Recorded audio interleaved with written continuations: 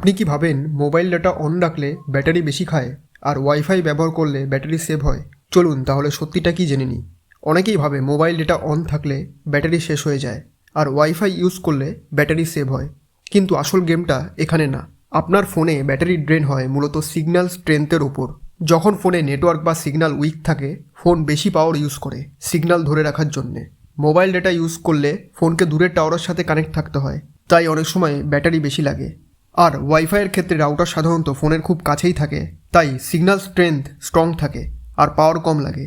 কিন্তু এখন ধরুন ওয়াইফাই সিগন্যাল উইক, তাহলে ওয়াইফাইতেও বেশি ব্যাটারি কনজিউম করতে পারে। তাই মনে রাখবেন, মোবাইল ডেটা বা ওয়াইফাই না, আসল কথাটা হলো সিগন্যাল কোয়ালিটি ঠিক করে ব্যাটারি কতটা খরচ হবে। তাই নেক্সট টাইম যদি কেউ আপনাকে বলে নেট ইউজ করলে সবসময় ব্যাটারি বেশি খায়, তাহলে তার পেছনের কারণটা বুঝিয়ে দেবেন আর ভিডিওটা শেয়ার করুন তাদের সঙ্গে যারা এখনও এটা জানে না। এরকম আরও টেক ট্রুথ পেতে চ্যানেলটি সাবস্ক্রাইব করে পাশে থাকুন। ধন্যবাদ।